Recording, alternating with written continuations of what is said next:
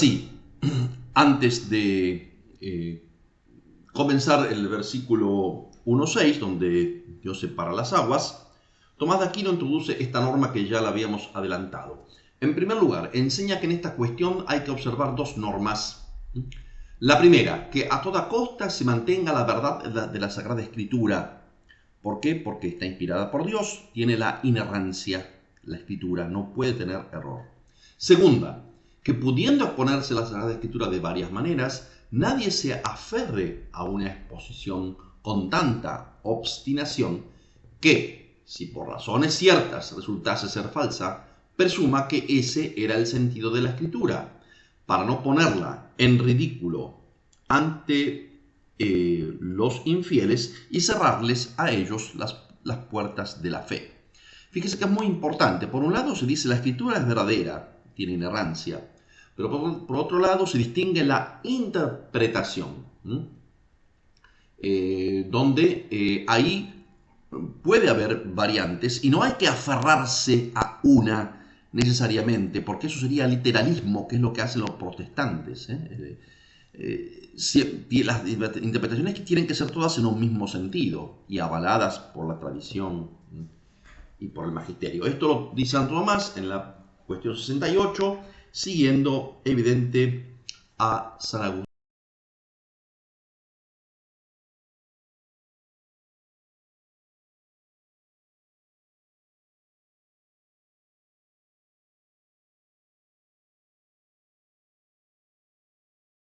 O sea, esta sentencia es muy importante, ¿verdad? Nos obliga a salvar la letra y la verdad de la Escritura, pero por otra parte concede gran libertad de interpretación. Los términos tienen un sentido real, son verdaderos, y eso porque si no fuera así y si no fueran precisos, se caería en equívoco y no se podría conocer la realidad. Pero los términos, aunque se puedan interpretar diversamente, tienen distintos niveles de significación de un mismo término. Se puede profundizar su significado, donde se notan matices diversos, pero siempre en una misma línea de pensamiento y de significación, y relacionados entre sí. Justamente Santo Tomás recuerda esto a propósito del difícil pasaje de la relación de las aguas entre unas de otras, cuando justamente aquí dice en el versículo 1.6, dijo Dios haya una bóveda, firmamento en medio de las aguas que separe entre las aguas y las aguas. Santo Tomás dice, siguiendo San Agustín también aquí, mayor es la autoridad de esta escritura que la capacidad del entendimiento humano. Por esto, cualquiera sea el modo y cualesquiera que sean estas aguas, no debemos dudar de que éstas existan. Acerca de cuáles sean estas aguas no hay uniformidad en explicarlo, porque él mismo dice que es un pasaje muy difícil. Aunque no se tenga certeza de qué significan estas aguas de abajo y aguas de arriba, estas existen y son reales. Por lo tanto, es válido sugerir diversas explicaciones para tratar de ver su significado, porque algo real tendrán que significar por fuerza.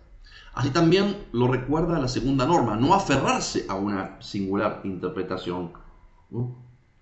De modo que después, si se ve que eso no es así, sea puesta la escritura en ridículo. ¿Qué es lo que pasa con los protestantes? Se aferran a la letra de tal modo que hacen literalismo y cuando se ve que algo no es así, son ocasión de ridículo, digamos, ¿no? Y de alejarse de la fe.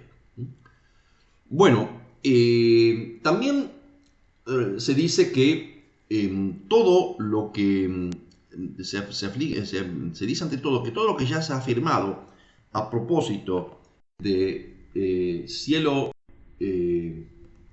y tierra,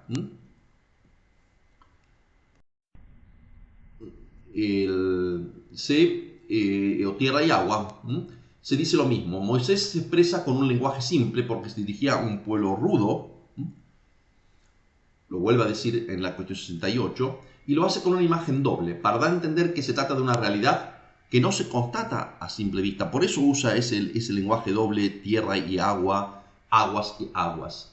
En este caso trata de aguas y aguas, plurales que hablan de diversidad y separación. Santo Tomás da a entender que debe tratarse de algo material y que puede la palabra agua significar la materia informe de los cuerpos. Eso lo dirá también más adelante en la cuestión 68. El análisis de esta realidad está vinculado con el hacerse del firmamento del texto, porque dice se hizo el firmamento. El término hebreo es raquia, que significa bóveda o plato sólido donde se colgaban los astros en la concepción antigua. Aquino dice que podría entenderse esto del cielo atmosférico o también del cielo sideral, de las estrellas o el espacio siderio. Hoy hablamos de galaxias lejanísimas. Por lo tanto, las aguas que están sobre el firmamento no están constituidas por el elemento agua, sino por algo que hace de separación entre unos cuerpos de otros. Y aquí justamente es donde texto muy importante, que es el siguiente, ¿no? Si por aguas entendemos no el elemento agua, sino la materia informe de los cuerpos, como quiere San Agustín, en este caso todo cuanto existe entre los cuerpos divide unas aguas de otras.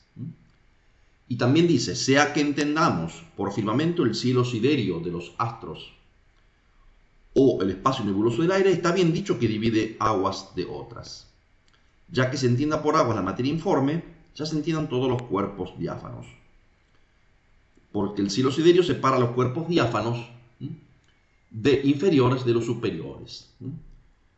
Y todo se designa con el nombre de aguas, de estas aguas. O sea que da aquí muchas interpretaciones.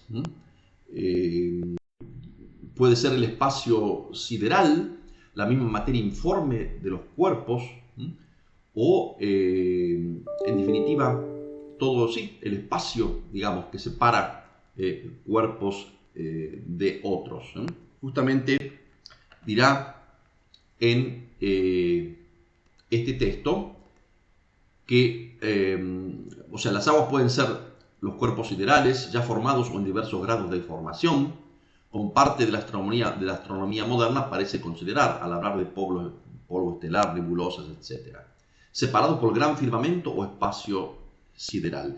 En cada caso se salva la precisión de los términos, aunque su aplicación puede considerarse según distintos niveles, su aplicación y significado. No se trata de pretender encontrar en el Génesis una fórmula detallada que se asemeje a la ciencia moderna, porque no es este el objeto del texto sacro, sino solamente ver cómo los términos, adaptados a un lenguaje sencillo y descriptivo, son precisos y no poseen ambigüedad. Esto es muy importante. Bien, y así pasamos entonces a la obra de ornamentación, que es la que tiene lugar en el tercer día de la creación. A partir del llamado tercer día comienza la obra de ornamentación del creado. Se había dicho que la tierra estaba inanes et vacua, o sea, informe y vacía. El primer término inanes designa la informidad. La Biblia 270 dice invisible, traduce por invisible en el griego, la Biblia griega. Cosa que se remedia con la aparición de la tierra seca. Se hace visible la tierra cuando aparece la tierra seca. Es por eso que Génesis 1.9 dice, reúnanse las aguas que están debajo del cielo en un solo lugar, de modo que aparezca la parte seca.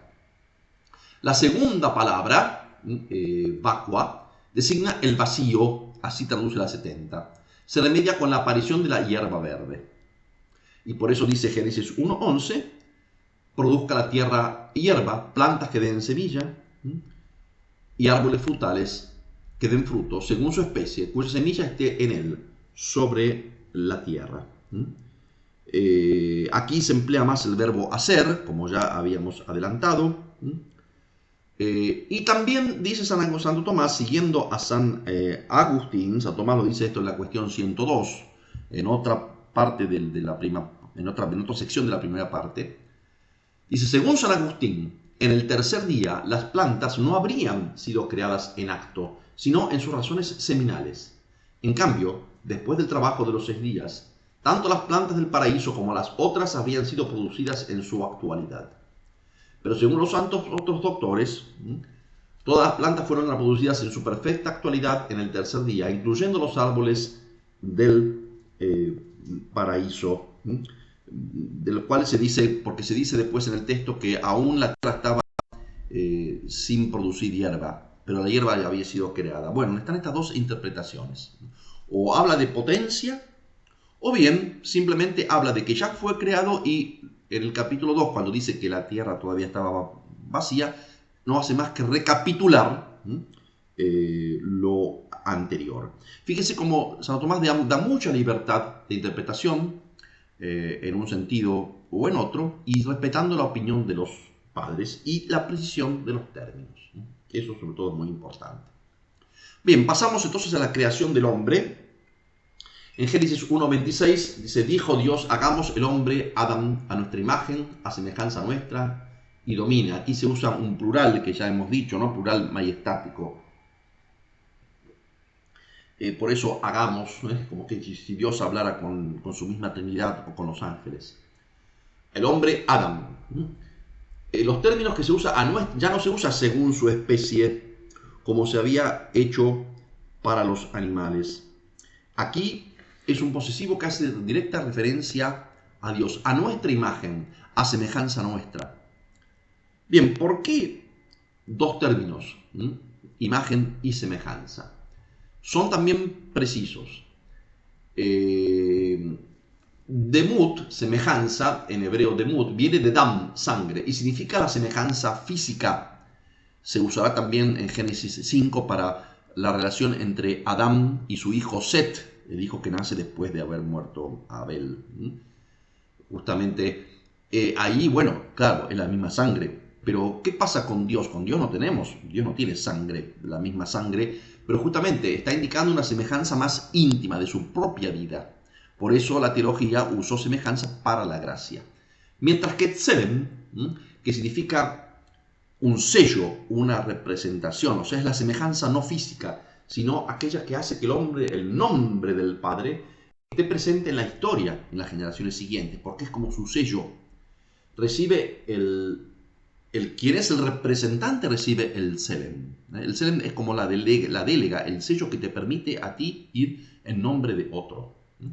Y por eso, fíjense, el hombre fue hecho a imagen de Dios, porque es su representante en la tierra, no siendo Dios. Esto también hace notar la trascendencia de Dios, porque no siendo Dios inmanente al mundo, tiene necesidad, entre comillas, de un representante.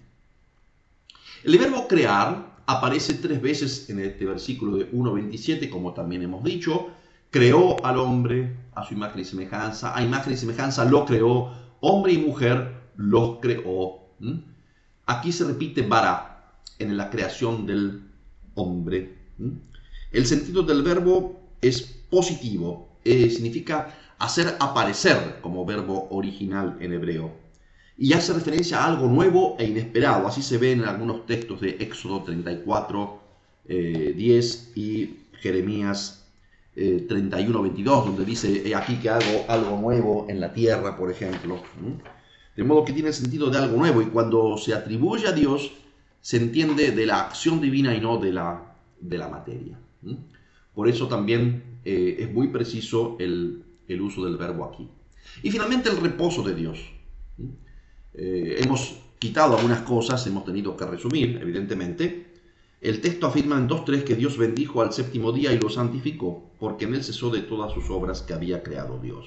Aquí aparecen también 2 verbos, bendecir, santificar. No son simplemente 2 verbos que se usan por usarlos como ornamentación, sino tiene cada uno un significado preciso. Bendecir está en relación con la multiplicación de los seres y el gobierno divino del mundo. Dios bendice porque hay un gobierno en el mundo. Santo Tomás va a tratar más adelante, en la primera parte, del gobierno divino del mundo.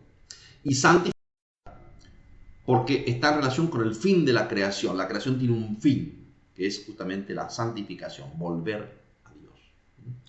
Dios descansó En el séptimo día, por descanso se entiende la satisfacción de un deseo, en el sentido en que ya nada nuevo hizo que no estuviese ya presente, preexistente en las primeras obras. Por eso se dice cesó. También porque no tenía necesidad de las cosas realizadas, siendo dichoso él en el gozo de sí mismo y en sí mismo. Bueno, esto es un poquito todo lo que hemos podido de algún modo hacer. Nuevamente les agradezco, disculpen así lo fragmentado de esta presentación, esperemos que sea de utilidad para todos. Así que tengan buena continuación justamente de las